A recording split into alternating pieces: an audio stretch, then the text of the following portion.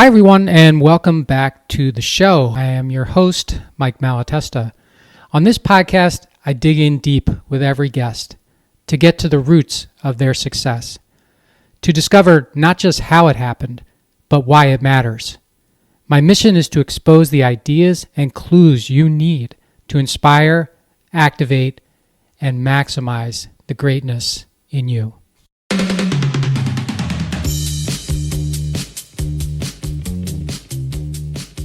Hey, everybody. Welcome back to a Friday solo episode with me. Very happy to have you here, as I am with every one of my episodes, solo or guest or whatever. And today, I'm going to talk about something that's in my friend Justin Breen's new book. His new book is called Epic Life. If you're watching, here is a picture of the cover. I did buy the book, even though he's my friend. I bought the book. And the title, Epic Life, How to Build Collaborative Global Companies While Putting Your Loved Ones First. So Justin is definitely a family first person, as you will certainly find out when you read his book. I do highly recommend his book, so much so that I'm going to share a chapter out of it that intrigued me, I guess. And, you know, when I reviewed his book, I actually put in the review that I love to read chapter names first when I get a new book. So I go to the chapters and I read the names, because if the names of the chapters intrigue me, then I automatically get excited about the book. I don't know how you feel about chapter names and whether they matter, but when I like them, and when I start, going through the chapters, if there are ones that really sort of grab me, then I really want to start digging into the book. And one of Justin's chapters, amongst a number that grabbed me, was this one called "Be the Buyer." Be the buyer. And I'm going to read this chapter and comment on it as I read it, because I think it's so interesting. It just what he lays out here, I think, is interesting, scary, and a bit on the edge, let's say, with the way most people think, and certainly the way that my experience, most entrepreneurs think, and business owners or people running businesses think about their business. And so you might call it, unconventional, but I think it's really worthy of digging into here. So this is chapter 26 in Epic Life, and it's called Be the Buyer. The Hall of Famer was incredulous. He could not believe what I was saying. He could not fathom that people would meet me and within a few minutes want to sign with my PR firm.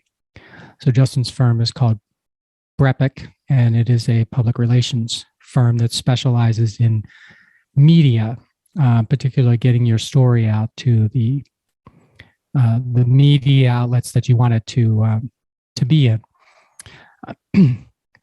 I told him it happened all the time. He was flummoxed.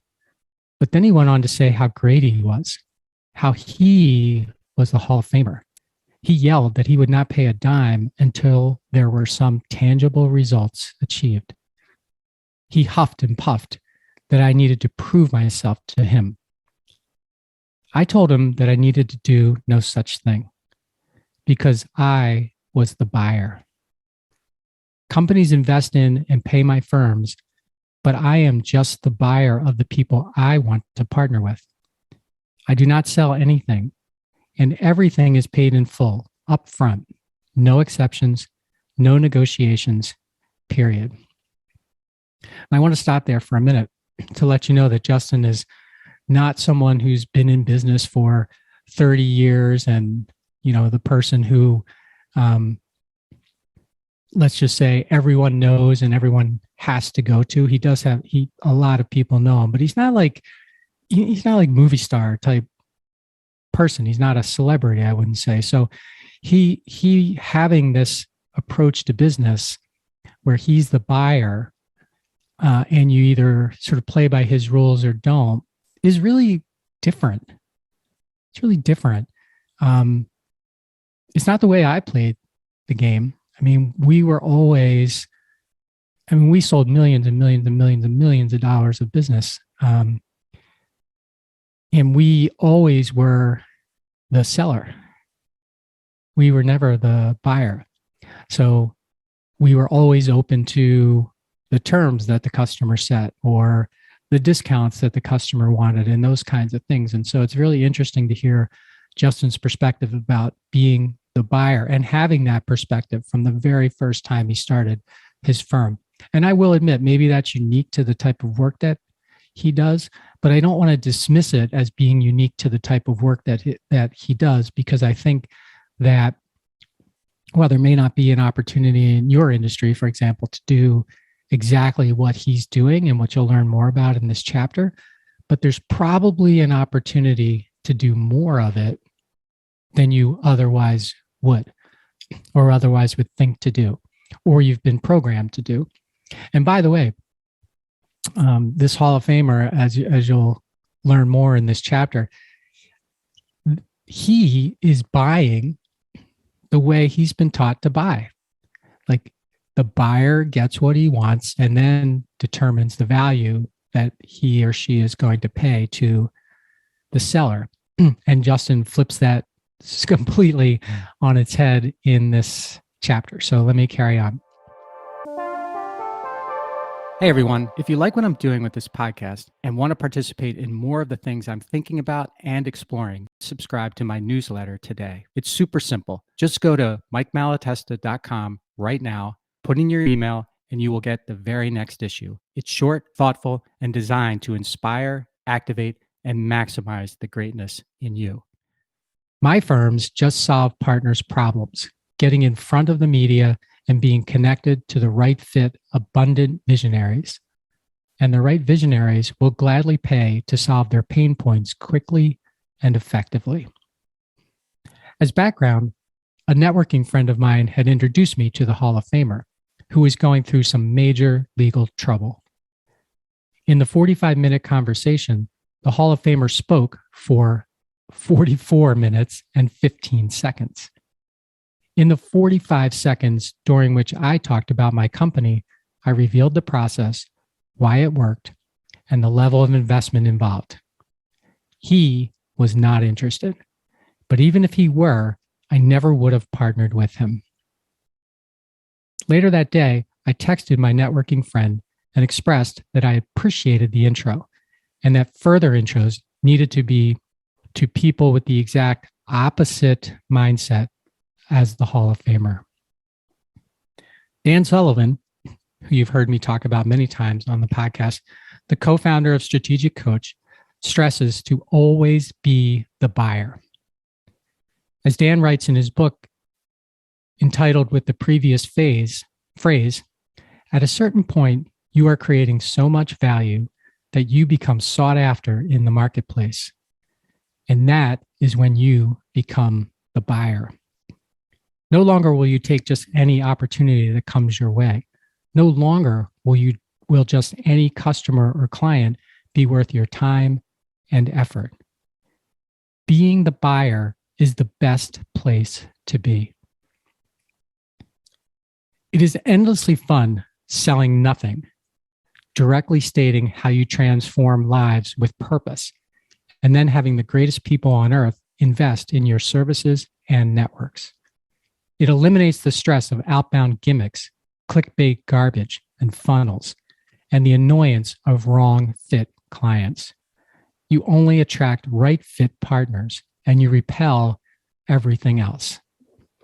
Again, that's brilliant. You know, it gets to the core of like, who's the customer or client that you really want to be working with and or working for. I think that's a thought exercise that too many of us do not do.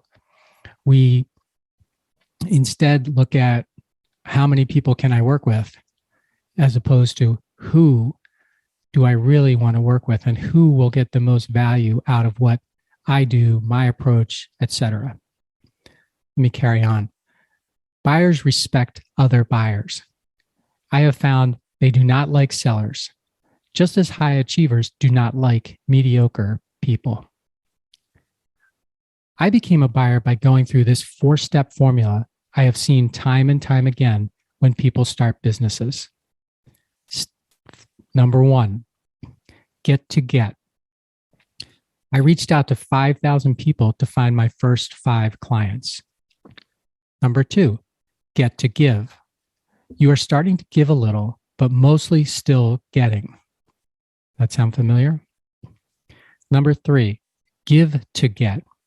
You are mostly giving with a goal of still getting a little back. And number 4, and this is like the epiphany, give to give, but only to the people who get it. I think most business owners and people in general stop at steps 1 or 2. Maybe they reach step 3 and never even think about step 4. They are always giving, but always with a motive to get something in return. I have found the true, pure global entrepreneurs have attained step 4, constantly giving, but only to the people who get it, like them, and thus have become the buyers because they get it. I am truly hoping there is an even more evolved step 5 out there. If someone already knows it, please provide the details. Flipping the script from selling to buying will change the game for you and your companies. By selling nothing and solving real problems, you become a buyer for life. And at the end of each chapter, Justin has his epic takeaways. And the epic takeaways, there are 3 from this chapter, chapter 26, Be the Buyer.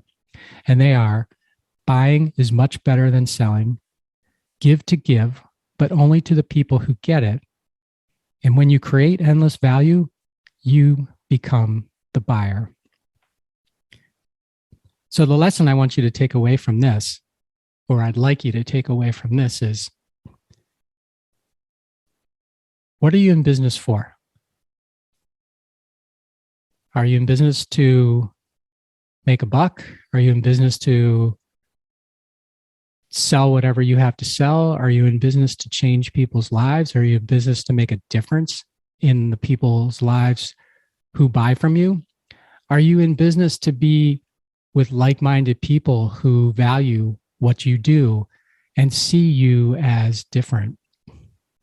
And the other side to that is, if you want to be the buyer, how do you differentiate yourself? How do you position yourself? How do you start to think like a buyer instead of a seller? Not easy. That is not easy, but it's also not hard. You know why? Because no matter what industry you're in, I can be pretty sure that your competitors are thinking like sellers and not buyers. So all you need to do is say, hey, yeah, sure. Even if you're selling the exact same thing, selling the same product or the same service, it's not the same. Think about how it's not the same: the delivery, how you treat them, the way you answer the phone,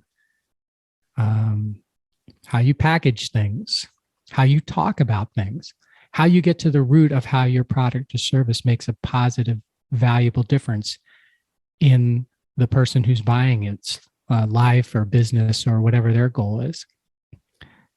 Really start to think about how your sameness isn't really sameness, and how that's a trap. That's a trap that people get into. That's a trap that industries get into.